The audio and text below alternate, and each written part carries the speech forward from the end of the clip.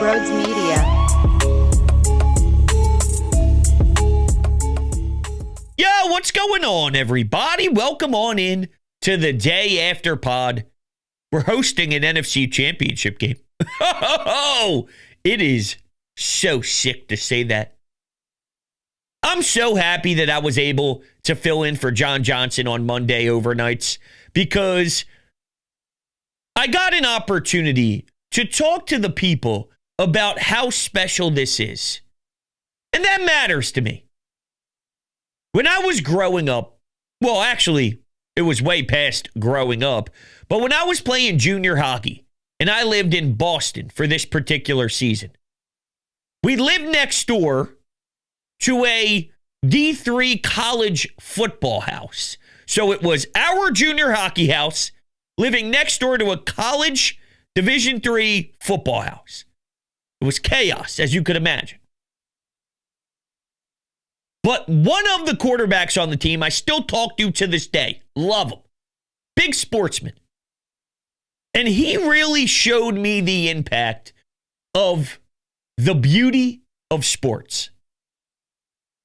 And when I got to field phone calls and talk to someone who was driving home to North Carolina, and it was his first game ever at the Link, he went with one of his best friends. It was a snow game, and he was talking about how romantic it was when the first time he laid eyes on the Link when he was walking up to the stadium.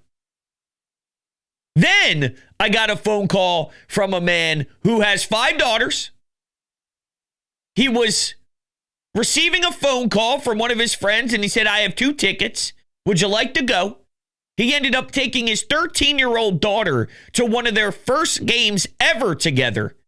And she couldn't stop talking about how awesome it was, the snow. And you know what I said? I said, dude, think about this. For the next 30, 40, 50 years, whenever she talks to someone about how she became an Eagles fan, why she became an Eagles fan, she's going to reference that moment with you, Pops, in the stands, watching Saquon Barkley run for over 200 yards against the Rams to advance to an NFC Championship game. She's going to talk about the snow. She's going to talk about the second half. She's going to talk about Jalen Carter and his dominance. And these are beautiful moments. I got another one. And these people weren't even at the game, but it was a mother who said that she was watching with her family. The son was screaming, going crazy, going bonkers, going nuts. And he was so thrilled and he was so happy and it made her so happy. And I'm going, this is what it's about. So sometimes we get lost in the why was this third down call the call? Why did you screw up this decision on 4th down?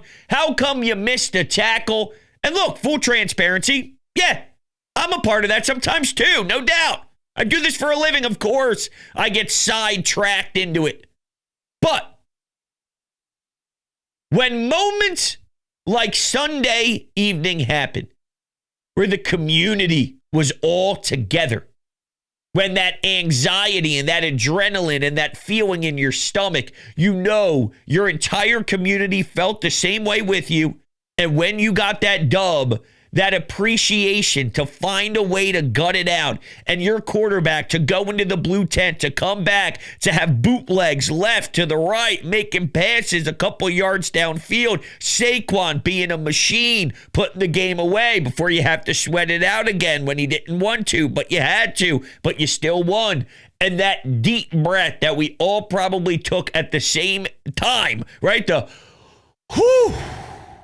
It's probably bigger than that. It's probably like, whoo! And we did it, and we exhaled together as a city and the surrounding areas around the city. It's important. It's the beauty of sports. And I don't want that to get lost here. It's not very often, even though it does seem to happen recently, it's not very often that you get an NFC Championship game in your own building. It's a difficult thing to have. And we get it a lot. Okay, we do. Since 2017 and even way before that with the McNabb era and Andy Reid and getting to NFC championship games and all that stuff. This is phenomenal. And I want you to embrace it as we lead up to the Washington Commanders. That's sort of my PSA to start this show. All right. So why don't we take a listen, because I have a bunch of audio for you and your phone calls as well.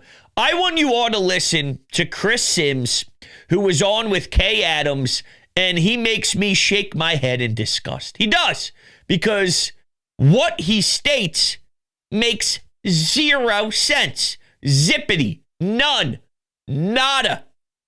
Just a disgusting way about processing this football game, essentially. It's just a terrible way for your brain to consume football because it's so irrational.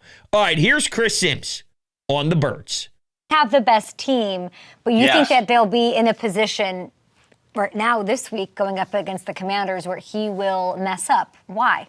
Oh, well, not mess up. I don't think that. I just think they got to play better. And listen, some of their struggles in their pass game, I don't put them all on him.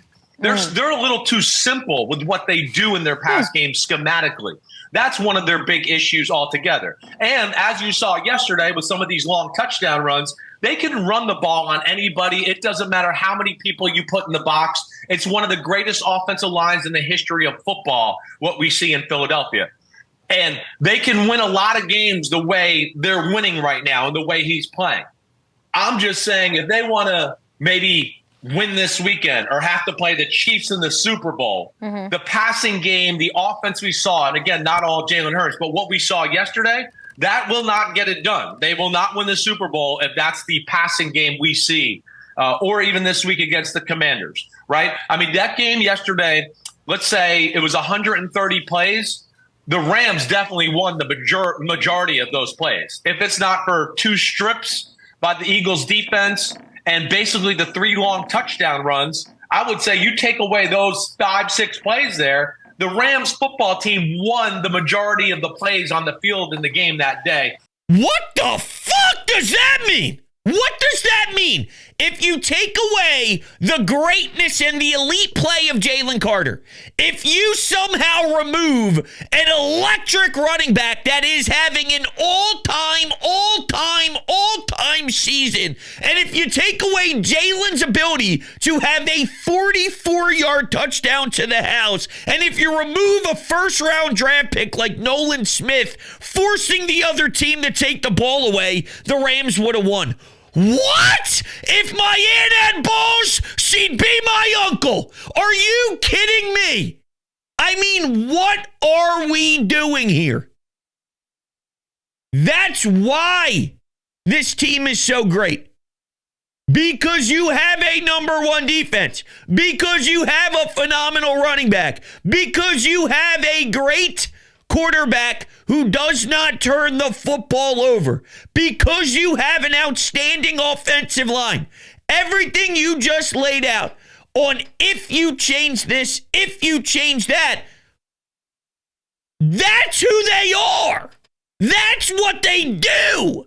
That's how they win. And they win a lot. They don't win a little.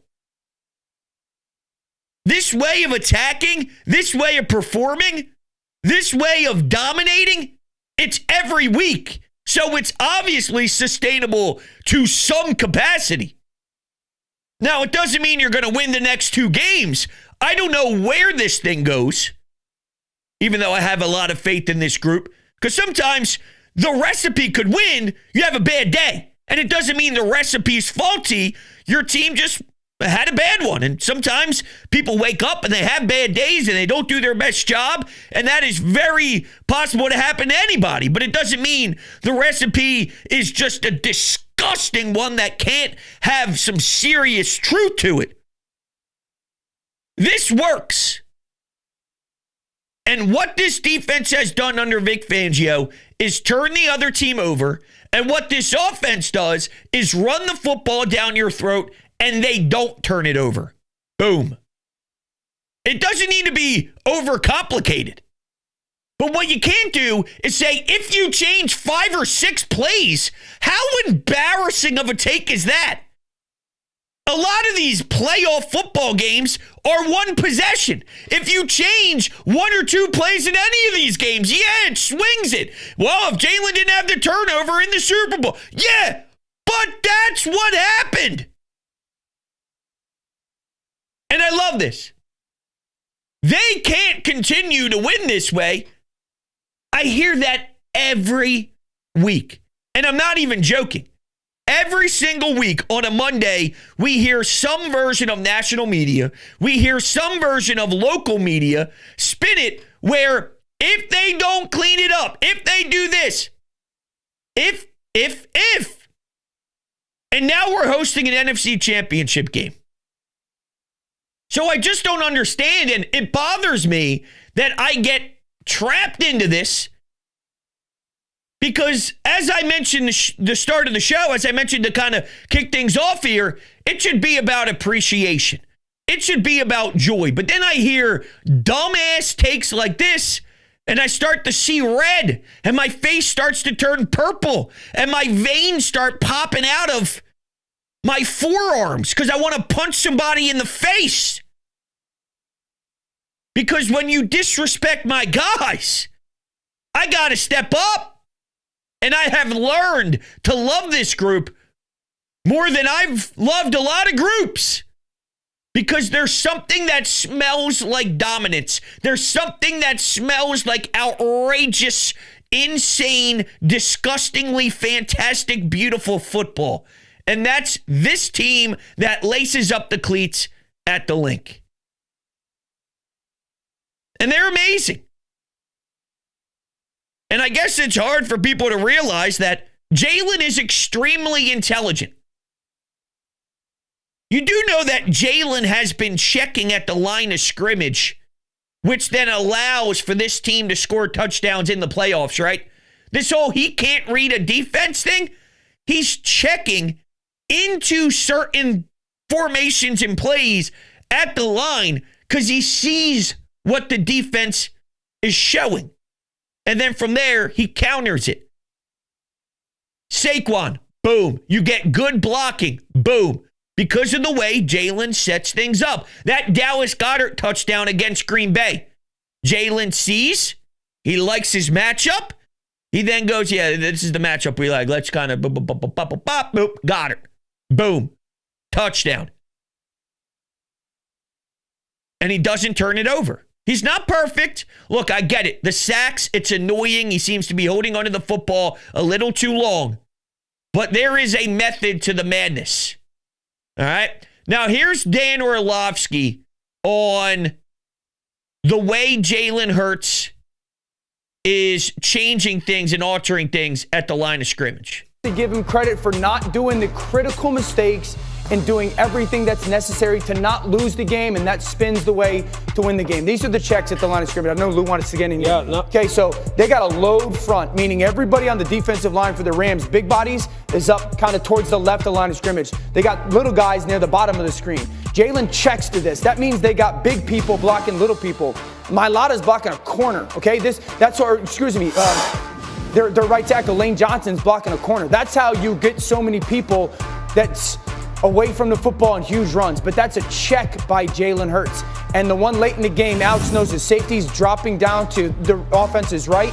Jalen's going to alert, opposite, meaning we want to run away from him. He takes Saquon, flips him to his right, and what happens is you get a numbers advantage, and then if one guy gets out of his gap up top, which is what's going to happen sometimes against this offense because you're selling out to stop it, this is a huge run for Saquon, and that safety doesn't take a necessary angle, and it's space and green grass for Saquon in this offense. Or white snow in this case. But those are checked by the quarterback. Yeah, no kidding. You know, I think that the conversation when you're talking about the passing game and can they win the Super Bowl with it being the way it is really comes down to this. It's really about explosive play creation, right? That's what you're looking for.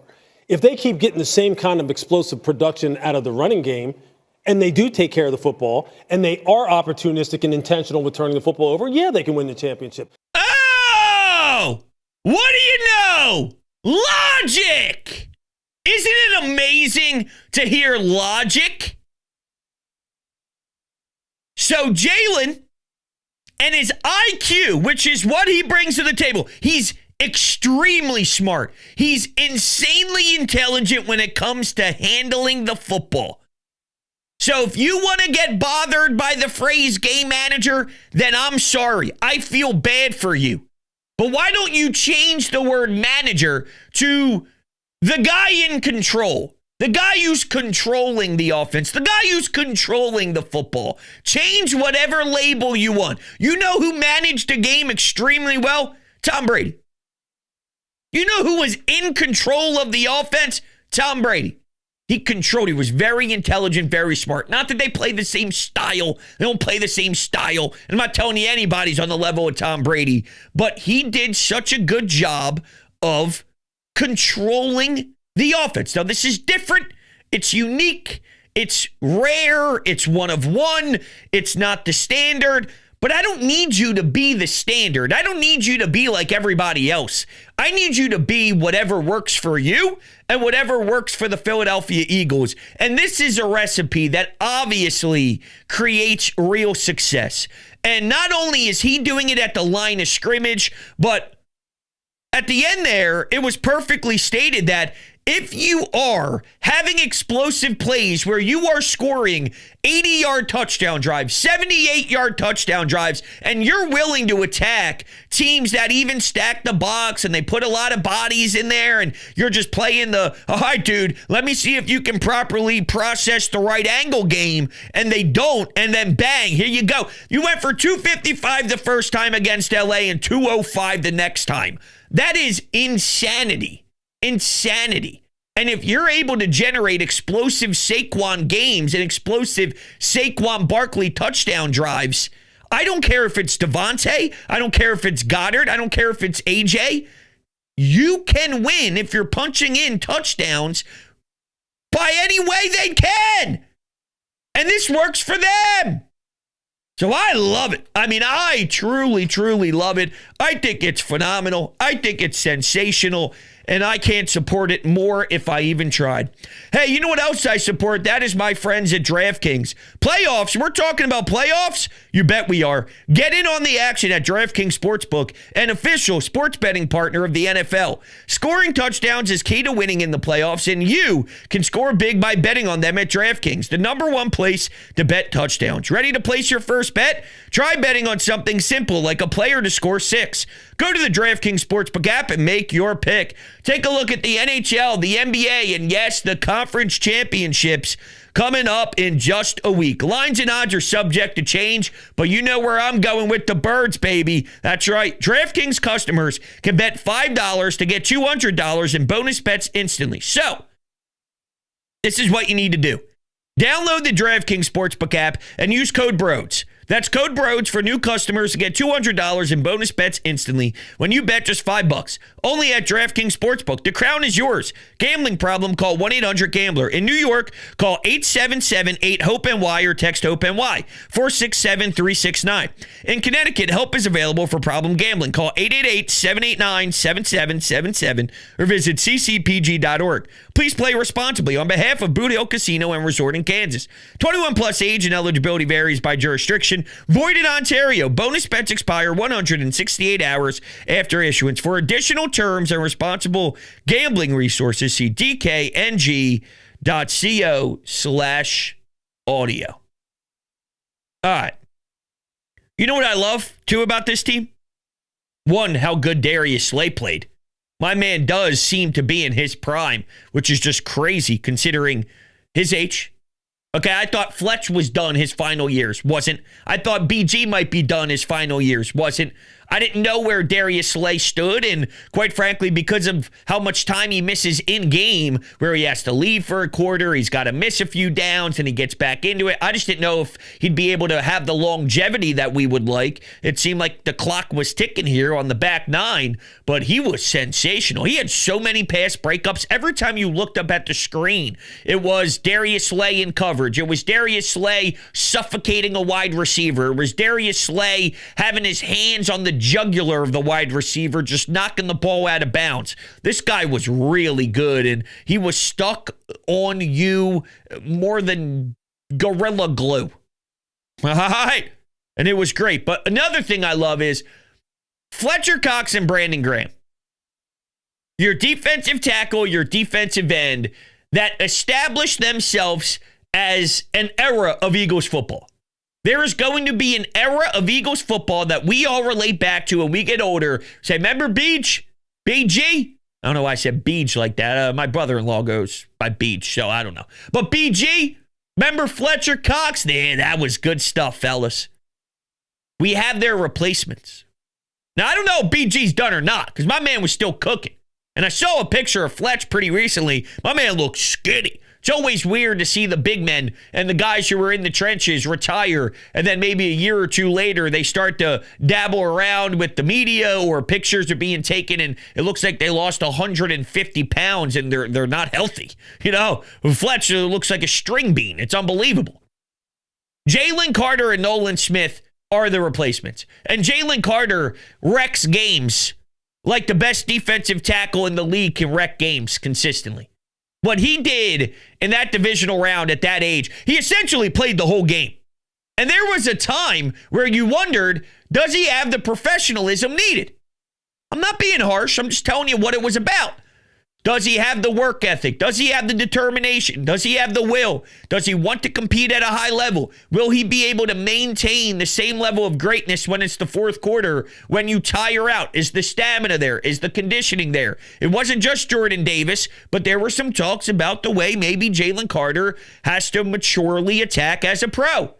My man in the fourth quarter has the biggest sack of the game and wins you the football game. He was everywhere.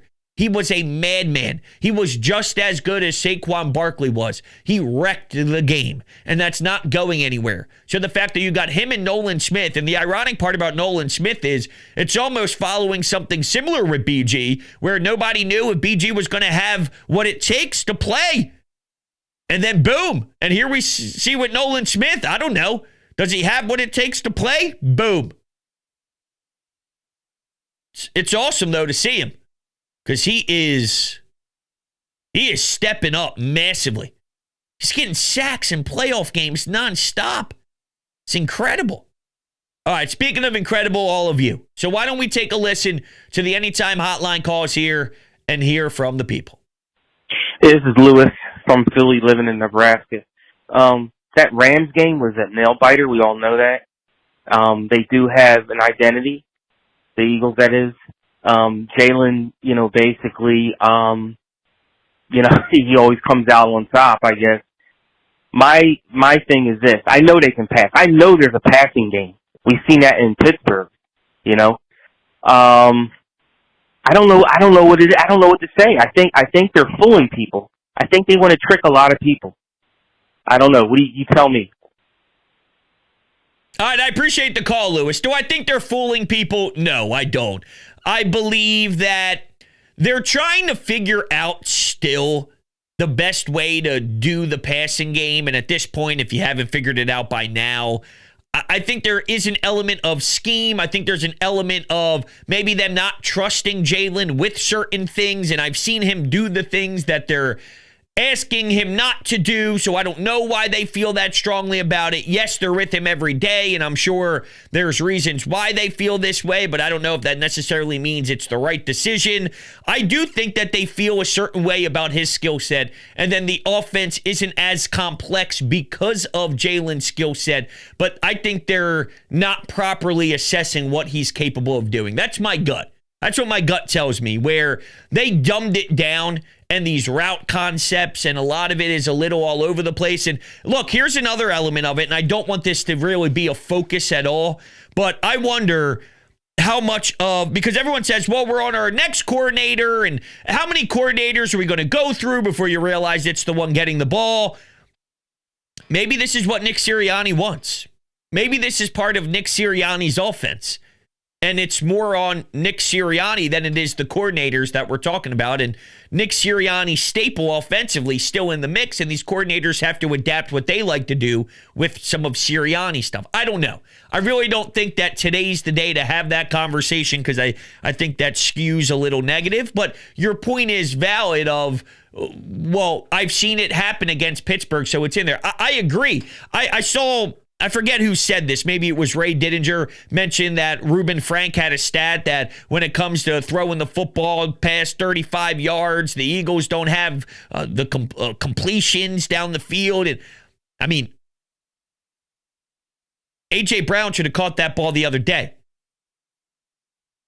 No? A.J. Brown should have had that one at the end zone. Green Bay, the first game in Brazil, I watched a beautiful dot to A.J. Brown coming out of the half. I watched a beautiful dot to Saquon Barkley on a wheel route. I know he's capable of doing it. So my gut tells me they don't trust him as much as they should, and they are coaching him to perform this way. But they could be wrong in coaching him to perform this way, but this is what Jalen does. He's a very coachable quarterback. He does what he's told. And that's been his life since day one. Being the son of the coach, being very coachable. This is what the staff wants us to do. I am going to do my very best to execute it the way I can. And it seems to me it is by design for him to not throw the ball away as much, not put the ball in harm's way, eat it if you have to, take the sack. It's better than the alternative. And let's play through our defense. Let's play through our run game. And this is what the staff feels is best. And while it's working, I think they left things out on the field. They leave some more elements to the offense by doing this. But this is working at such a high clip where they're in an NFC championship game again. So that's what I think is happening. And it doesn't mean they're right to limit Jalen this much. If they decide to do it, doesn't mean they're right. Because I feel he's got more in him on a week-to-week basis in the passing game than what we are getting. But you got to keep the main thing the main thing. And what Jalen wants to do is win. And if he sees wins at a crazy rate that they're getting wins, he's going to buy in. Because that is truly the only thing he's obsessed with. All right. Let's go to Frank. Yo, Brodes, it's Frank. I called back in week 4 and said the Eagles wouldn't sniff the playoffs, and I'm here to tell you I was wrong. And now we get to see Washington, and we're going to show them why the last time we played, if Jaylen Herz didn't get that concussion, we were going to kick that ass. Go Birds, we're going to the bowl. I appreciate it, Frank. So you went from they're not making the playoffs to let's go kick some Commanders' ass, and now we're going to the bowl. How did you think they were going to make the postseason? That's a little too timid, okay? That's a little too outrageous and just a punch in the nutsack, if I'm being honest, that you didn't think they could make the playoffs? That's ludicrous. But you are right that this team was on their way to do some filthy things against the Commanders if it wasn't for their dirtiness. And that's something that I need to watch out for because I don't trust the Commanders. What they did to Jared Goff, what they did to Jalen Hurts, their linebacker, Frankie, he's out there headhunting. And they're playing dirty. They're playing with a chip on their shoulder. So we got to be prepared, especially knowing that some of our guys are battling some injury. And this week is going to be scary with the practice report, what's real, what's competitive advantage, what has some seriousness to it, what has some truth, what has some, hey, we're just playing the media leverage game to try and freak out Washington as much as we can. Because with Quinyon Mitchell and Jalen Hurts, we got to figure this out. There's all those doctors and those previous NFL doctors on Twitter talking about all sorts of MCL stuff and putting a brace on it and the level of concern and all that. I don't know where it's going to take us, but I do know that this week is going to play with my emotions and it's going to be a wild up and down day for sure. I have a lot of faith, though, that this team could win. Even with Kenny Pickett, they should have won.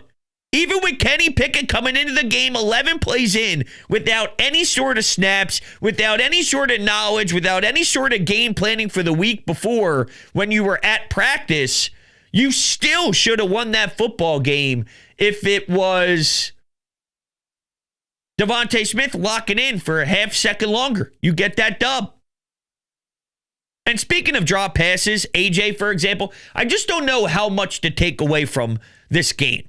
Because the weather and Mother Nature was so hectic that AJ dropping that ball, I got to imagine that the weather, and post game, he said it too pretty loudly. Like, he did not have a good time out there. He hated that. It sounded to me he was pissed off with the weather and not happy to be in it. And if he feels mentally it's hard for him to engage and properly be where he needs to be, I think that played a role with him as he was trying to track the football downfield. How many times do you ever see AJ drop a ball like that?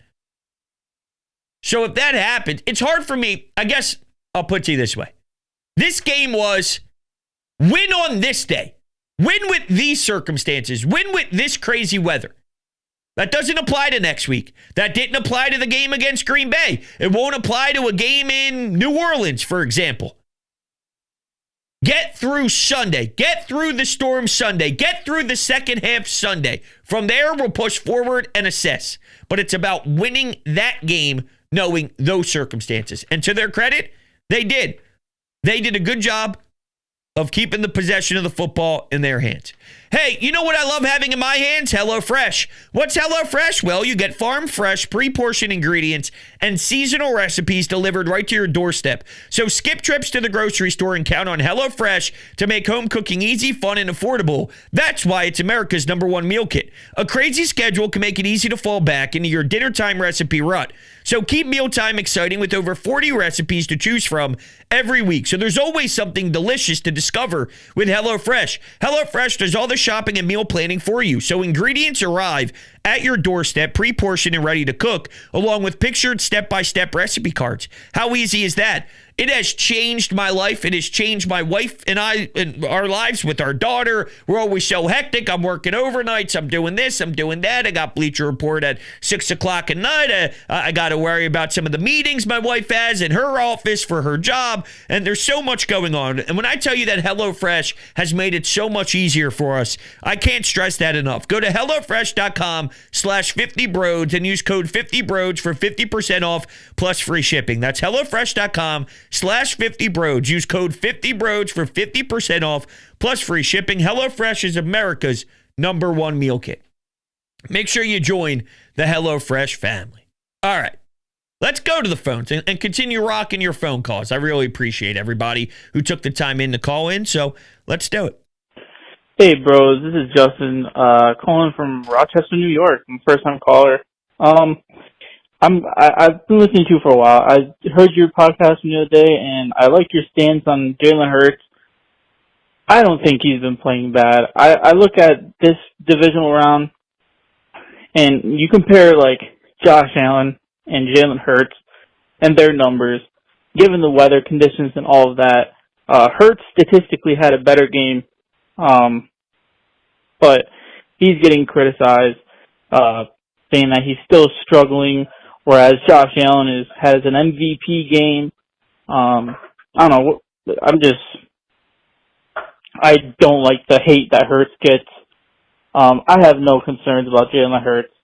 And even if Saquon Barkley, there's no answer for him.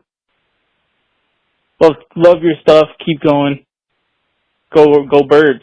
I love it, Justin. Appreciate you taking the time to call in, man. I really do. So this is the way I label the Jalen stuff. By no means do I want to make it seem like it's impossible to criticize him. He is not perfect and he has flaws. I just want everybody to also put on the table what he does well when you talk about his flaws. So if you want to point at some things that he doesn't do extremely efficient, right? Okay, I get that. Now, let's also focus on what he does extremely well. And now let's weigh it out. Now let's see what outweighs the other. And then also apply this to the other quarterback. So let's look at Josh Allen, for example. One of his biggest knocks over the last few years was what? My man had issues throwing interceptions. He would put the ball in areas that were terrible. Okay, now this year, not turning the ball over anymore. And weirdly enough, this is the year people have the most confidence in him. So let me get this straight. He no longer turns the ball over. And that's the separator from him making it farther in the playoffs and there being more belief in his game. It's almost like the lack of turnovers is something that matters insanely this time of the year. Justin Herbert would tell you about that. Jared Goff would tell you about that. Jordan Love would tell you about that. Matthew Stafford, the running game for the Rams would tell you about that. The list goes on and on. The teams that were not properly keeping the football tight to the chest are home watching the teams that did a better job of keeping the football close to their chest. And Josh Allen, his turnaround is all described because of his ability to keep the football in the possession of the Bills' offense way more than he ever has in his career. Surprise, surprise. Now he looks like a different force. It's not rocket science here. It really isn't. All right. We'll do one more, and then I'll wrap this up. Brody, it's Jack from Richboro. I just heard the after-game podcast. I agree with a lot of the points of what you said, but I'll be honest, I was uncomfortable a lot of that game. The onset, I felt great. Dallas Goedert started to get some work in. Saquon Hertz, everybody's getting a try at the end, so that felt great. But between the first quarter and the fourth quarter, I was sweating bullets. Bullets! And that, I agree with one of the last callers at the end of the after-game show. That's not a team that wins against the Washington Commanders. I know you say we win, and we win, and we win, and we win. The Bucs got to stop somewhere. You can't play like a high school team and go on and beat the best teams in the league. But one way or the other, But they do. They do just keep beating the best teams in the league. Not playing high school quality football because you're downplaying how well they play. They don't play like high school teams. You're right. High school teams wouldn't beat the best teams in the league. They're not playing like high school teams. But I'll let you continue. I do think that we're going to get some of that Kansas City Chiefs black magic up in us some way. One way, this, that, whatever. And we're going to find a way to beat the Commanders. Me, my brother, and my dad will be in attendance at the NFC Championship as we have been in 22 and 2017. Wow. They won both those games with us there, so we're going to bring that black magic with us. Peace and love. Go Birds, baby. I love it, dude. I'm so jealous. I'm so jealous. I think that's a good way to end this because it kind of goes full circle. The appreciation of the moment, the appreciation of your family, the appreciation of the beauty of sports and what makes this so special. Well, that's how we started and that's how we end with the family going to the NFC Championship game together. So that's fantastic. I appreciate your call, man. That's all good stuff. I'm jealous. I'm jealous of everybody who went to that game. That game felt different to me. That felt like a playoff game. And it felt different than the Green Bay Packers game. I don't know if it's a wild card compared to a divisional round. Maybe it was because the Lions lost, so that opened up the door to host a NFC Championship game, and that gave me a bit of extra juice. I don't know what it is, but it definitely hit different for sure. All right, listen, of course, before we head out of here, Garage Beer, drinkgaragebeer.com. It's the best light beer to ever touch your lips. I love the pictures I'm getting from everyone on social, and you can follow me at Brodes81, of course, on Twitter, Instagram, and we're on TikTok as well, at Brodes Media. But yes, I'm getting picture sent of people just guzzling all sorts of garage beer and shotgunning beers and partying with the beers. That's great because it's the best light beer to ever touch my lips. It'll be the best light beer to ever touch yours. drinkgaragebeer.com. Love you guys. You're the best in the world. Appreciate it. Go Birds. We'll be talking later on.